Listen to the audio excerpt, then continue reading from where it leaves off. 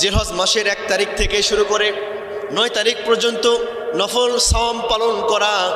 আমার প্রিয় মা বোনেরা, আমার ভাইয়েরা, এই নফল রোজা আমরা রাখবো। আর যাদের শারীরিক সমস্যা, আর্থিক সমস্যা, শারীরিকভাবে তারা অসুস্থ আছে, এরা অন্তত পক্ষে এরা আরাফার দিনে একটি রোজা রাখবো। আরাফার দিনে আমরা একটি রোজা রাখবো ইনশাআল্লাহ।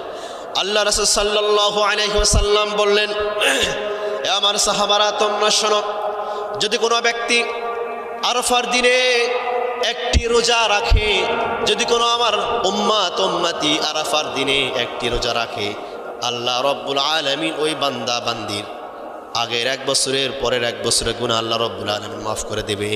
সুবহানাল্লাহ। যে ব্যক্তি আরাফার দিনে রোজা রাখবে একটা রোজা, আল্লাহ সুবহানাহু ওয়া তাআলা ওই বান্দা বান্দির আগের 1 বছরের পরের 1 বছরের গুনাহ আল্লাহ রব্বুল আলামিন ক্ষমা করে দেবেন। সুবহানাল্লাহ বিহামদিহি। তাহলে এটা বড় একটা বিষয় যে আল্লাহ পাক আমাদের পূর্বের 1 বছরের পরের 1 বছরের গুনাহ মাফ করে দেবেন। সুবহানাল্লাহ বিহামদিহি। আমরা আরাফার দিনের যে রোজা আছে, সাওয়াম আছে, এটা আমরা বাদ দিব না ইনশাআল্লাহ। আমার প্রিয় ভাইয়েরা, আল্লাহ রব্বুল আলামিন আমাদেরকে বছর দান করেছেন 365 দিনে 1 বছর। এই সারা বছরের মধ্যে সবচাইতে শ্রেষ্ঠ দিন হচ্ছে আরাফার দিন। আল্লাহ রব্বুল আলামিন রাত দান করেছেন 365 রাত।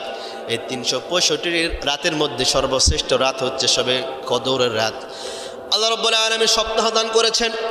এই 7 দিনের মধ্যে সর্বশ্রেষ্ঠ দিন হচ্ছে জুমার দিন, সাইয়্যিদুল আইয়াম। আমার প্রিয় ভাইরা, আল্লাহ রাসূল সাল্লাল্লাহু আলাইহি ওয়াসাল্লাম বলেছে, আল্লাহ রব্বুল আলামিন সারা বছরে যত মানুষকে আল্লাহ রব্বুল আলামিন ক্ষমা করেন না, আরাফার দিনে তার থেকে অধিক পরিমাণ ব্যক্তিদেরকে আল্লাহ রব্বুল আলামিন মাফ করে জান্নাত দান করে। সুবহানাল্লাহ। প্রিয় হাজিরিন, এই জন্য আরাফার দিন বছরের সর্বশ্রেষ্ঠ দিন। এই দিনে যদি আমরা সাওম পালন করি, আল্লাহ সুবহানাহু ওয়া তাআলা আমাদের পরের এবং পূর্বের 1 বছরের গুনাহ খাতাগুলিকে মাফ করে দিবেন। সুবহানাল্লাহ বিহামদিহি। এরপরে প্রিয় হাজিরিন, তাকবীরে তাশরিক আমাদেরকে পড়তে হবে। জিলহজ মাসের 1 তারিখ থেকে শুরু করে 10 তারিখ পর্যন্ত আমরা যখন রাস্তাঘাটে চলাফেরা করব, হাট বাজারে উঠা বসা করব, তখন আমরা মৃদু আওয়াজে বা উচ্চ আওয়াজে বলতে থাকবো, আল্লাহু আকবার, আল্লাহু আকবার, লা ইলাহা ইল্লাল্লাহু, আল্লাহু আকবার, আল্লাহু আকবার, লিল্লাহিল হামদ। সাহাবায়ে কেরামরা তারা যখন বাজারে যাইতেন, সাহাবায়ে কেরামরা যখন হাট বাজারে যাইতেন, মসজিদে যখন আসতেন, বিভিন্ন কাজে যখন যাইতেন, ক্ষেত খামারে যখন যাইতেন, ব্যবসায় যখন যাইতেন, সাহাবায়ে কেরামরা পহেল হজ থেকে জিলহজের 1 তারিখ থেকে 9 জিলহজ 10 জিলহজ পর্যন্ত সাহাবায়ে কেরামরা তারা মতলকান তারা সবসময় তাকবীর পেশ করতেন, আল্লাহু আকবার, আল্লাহু আকবার, লা ইলাহা ইল্লাল্লাহু, আল্লাহু আকবার, আল্লাহু আকবার, ওয়ালিল্লাহিল হামদ। এই তাকবীরটি সাহাবায়ে কেরামরা তারা পড়তেন। আর এই আমলটি আমাদের মাঝে নাই বললেই চলে। কুরবানির জন্তু কেনাকাটা করতে আমরা ব্যস্ত, ঠিক কিনা বলেন? কুরবানির জন্তু কিনতে হবে, অবশ্যই কিনতে হবে, আলহামদুলিল্লাহ। কিন্তু এই আমলগুলিও বাদ দেওয়া যাবে না, এই আমলগুলি আমাদের করতে হবে।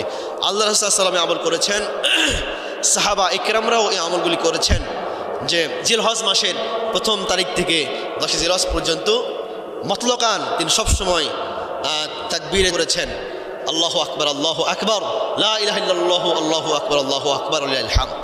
প্রিয় হাজিরের পরে আরেকটি আমল হচ্ছে আল্লাহর রাসূল জনাবে মুহাম্মদুর রাসূলুল্লাহ সাল্লাল্লাহু আলাইহি ওয়াসাল্লাম তিনি বলছেন, জিলহজ মাসের 9 জিলহজ ফজর থেকে 13 জিলহজ আসর পর্যন্ত ফরজ নামাজ সমাপ্তির পরে সালাম ফেরার পরে ইমাম মুসল্লি সবাই জোরে জোরে উচ্চ আওয়াজে বলবে, আল্লাহু আকবার, আল্লাহু আকবার, লা ইলাহা ইল্লাল্লাহু, আল্লাহু আকবার, আল্লাহু আকবার, ওয়ালিল্লাহিল হামদ।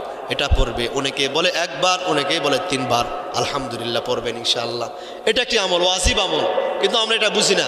বিশেষ করে যারা আমরা মসজিদে নামাজ পড়ি জামাতের সঙ্গে আমরা সবাই এটা আদায় করি, কিন্তু যে আমার আম্মা জানেরা, যে আমার বোনেরা বাসায় নামাজ পড়েন, আপনাদেরকেও এটা পড়তে হবে, মৃদু আওয়াজে পড়বেন।